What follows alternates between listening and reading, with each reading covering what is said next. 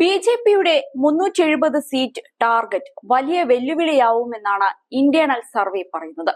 ഹിന്ദി ഹൃദയഭൂമിയിൽ ഇത്തവണ പാർട്ടി ചിലയിടങ്ങളിൽ വെല്ലുവിളി നേരിടുന്നുമുണ്ട്. ഹരിയാന, രാജസ്ഥാൻ എന്നീ സംസ്ഥാനങ്ങളിലാണ് പ്രധാനമായും വെല്ലുവിളി നേരിടുന്നത്. രണ്ടിടത്തും കഴിഞ്ഞ 2 ലോക്സഭാ തെരഞ്ഞെടുപ്പിലും എല്ലാ സീറ്റുകളും വിജയിച്ചത് ബി.ജെ.പിയാണ്.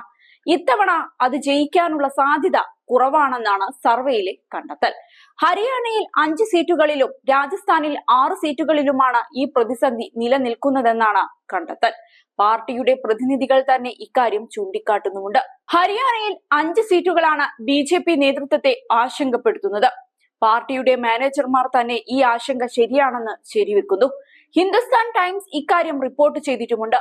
റോത്തക്, സോനിപത്, സിർസ, ഹിസാർ, കർണാൽ എന്നീ സീറ്റുകളിലാണ് ബി.ജെ.പി തോൽവി ഭയക്കുന്നത്. അതുപോലെ രാജസ്ഥാനിലെ 10ഓളം സീറ്റുകളിലും ജനരോഷമുണ്ടാവാൻ സാധ്യതയേറെയാണ്. ബാർമർ, ചുരു, നാഗോർ, ദൌസ, ടോങ്ക്, കരോളി എന്നിങ്ങനെയുള്ള സീറ്റുകളാണ് പ്രശ്നങ്ങളുള്ളത്. രാജസ്ഥാനിൽ ആകെ 25 സീറ്റുകളാണുള്ളത്. അതേസമയം ഇതേ മണ്ഡലത്തിലെ സ്ഥാനാർത്ഥികളുടെ പ്രചരണത്തിനായി കൂടുതൽ സമയം ബി.ജെ.പി നൽകേണ്ടി വരും. എന്നാൽ മാത്രമേ വിജയിക്കാനാകൂ. അതേസമയം പ്രതിപക്ഷം സാധാരണക്കാരുടെ വിഷയമാണ് ഉന്നയിക്കുന്നത്. അതാണ് ബി.ജെ.പിക്കുള്ള ആശങ്ക. ജനങ്ങൾ ഇതിന് പ്രാധാന്യം നൽകുന്നത് തിരിച്ചടിയായേക്കും. അതുപോലെ ജാട്ട് വിഭാഗക്കാർ ഹരിയാനയിൽ ബി.ജെ.പിയുമായി ഇടഞ്ഞു നിൽക്കുകയാണ്. ഹരിയാനയിലെ സിർസയിൽ രാഹുലിന്റെ മുൻ വിശ്വസ്തനായ അശോക് തൻവാറിനെയാണ് ബി.ജെ.പി സ്ഥാനാർത്ഥിയാക്കിയത്. എന്നാൽ കഴിഞ്ഞ ദിവസം ബി.ജെ.പിയുടെ വാഹനത്തിന് നേരെ കല്ലേറുണ്ടായി. വടികൊണ്ടടിക്കുന്ന വീഡിയോ എല്ലാം അതുപോലെ വൈറലായിരുന്നു. താൻ ആ കാറിലേ ഇല്ലായിരുന്നുവെന്നാണ് തൻവർ പറഞ്ഞത്. എന്നാൽ ആക്രമണം നടക്കുന്നതിന് നിമിഷങ്ങൾക്ക് മുൻപ് കാറിൽ തൻവർ എത്തിയിരുന്നുവെന്നാണ് പാർട്ടി പ്രവർത്തകർ വെളിപ്പെടുത്തിയത്.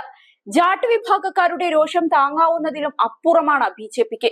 അവരുടെ പ്രതിനിധിയായിരുന്ന വീരേന്ദർ സിംഗും മകൻ ബ്രിജേന്ദർ സിംഗും പാർട്ടി വിട്ടതാണ്. അതിലുപരി അഗ്നിപത് പദ്ധതിക്കെതിരെ വ്യാപകമായ രോഷവും ഹരിയാനയിലുണ്ട്. സംസ്ഥാനത്ത് ജാട്ടുകളെ പിണക്കിക്കൊണ്ട് അധികാരത്തിൽ വരാൻ ആർക്കും പറ്റില്ല. ബ്രിജേന്ദ്ര സിംഗ് അഗ്നിവീർ പദ്ധതിയെ വ്യാപകമായി എതിർത്തിരുന്നു. ഒ.ബി.സി വോട്ടുകളാണ് അടുത്ത വെല്ലുവിളി. കഴിഞ്ഞ നിയമസഭാ തെരഞ്ഞെടുപ്പിൽ ജാട്ടുകളെ ഒഴിവാക്കി ഇവരുടെ പിന്തുണ നേടാനായിരുന്നു ബി.ജെ.പിയുടെ ശ്രമം. പക്ഷേ പാർട്ടിക്ക് ഭൂരിപക്ഷം ലഭിച്ചില്ല. നിലവിൽ ഹരിയാന മുഖ്യമന്ത്രിയായ നയാബ് സിംഗ് സെയ്നി ഒ.ബി.സി വിഭാഗക്കാരനാണ്. കർഷകരുടെ സമരവും അതോടൊപ്പം ബി.ജെ.പിക്ക് വെല്ലുവിളിയാണ്. പാർട്ടിയിലെ നേതാക്കൾക്കൊന്നും സീറ്റ് ലഭിക്കാത്തത് മറ്റൊരു വിഷയമാണ്. നവീൻ ജിൻഡാലിനടക്കം സീറ്റ് ലഭിച്ചത് ഇവർ ചൂണ്ടിക്കാണിക്കുന്നുണ്ട്. അതേസമയം ജനരോഷമുള്ള സീറ്റുകളിൽ പ്രധാനമന്ത്രി നരേന്ദ്രമോദിയെ കൊണ്ടുവന്ന പ്രചരണം നടത്താനാണ് ബി.ജെ.പിയുടെ ശ്രമം. ഇതിലൂടെ ഭരണവിരുദ്ധ വികാരം മറികടക്കാനാവുമെന്നാണ് വിലയിരുത്തപ്പെടുന്നത്. കരോലിയിൽ ജാദവ വിഭാഗക്കാരനെയാണ് ബി.ജെ.പി മത്സരിപ്പിക്കുന്നത്. കോൺഗ്രസിൽ നിന്ന് ഈ വിഭാഗത്തെ ഒപ്പം നിർത്താനാവുമെന്നാണ് ബി.ജെ.പി വിശ്വസിക്കുന്നത്. അതേസമയം കഴിഞ്ഞ ദിവസം പ്രതിപക്ഷത്തെ കടന്നാക്രമിച്ച് പ്രധാനമന്ത്രി നരേന്ദ്രമോദി എത്തിയതും ശ്രദ്ധേയമായിരുന്നു.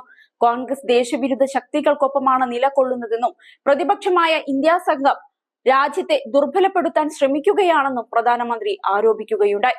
രാജസ്ഥാനിൽ തെരഞ്ഞെടുപ്പ് റാലിയിൽ സംസാരിക്കുകയായിരുന്നു അദ്ദേഹം. ഇന്ത്യ പാക് വിഭജനത്തിന് കാരണം മുസ്ലിം ലീഗ് ആണെന്നും അദ്ദേഹം കുറ്റപ്പെടുത്തിയിരുന്നു. വരാനിരിക്കുന്ന ലോക്സഭാ തെരഞ്ഞെടുപ്പിൽ ബി.ജെ.പി 3ാം തവണയും വിജയിച്ചാൽ രാജ്യത്തിന്റെ ഭരണഘടനയും ജനാധിപത്യവും അപകടത്തിലാകുമെന്ന കോൺഗ്രസിന്റെ പരാമർശത്തിനെതിരെയും പ്രധാനമന്ത്രി ആഞ്ഞടിച്ചു. തന്റെ സർക്കാരിനെ സംബന്ധിച്ചിടത്തോളം രാജ്യത്തിന്റെ ഭരണഘടന ഗീതയും ഖുറാനും ബൈബിളുമാണെന്നും അംബേദ്കർ നേരിട്ട് വന്ന് ആവശ്യപ്പെട്ടാലും ഭരണഘടന നശിപ്പിക്കാനാകില്ല എന്നും അദ്ദേഹം തുറന്നടിച്ചിരുന്നു.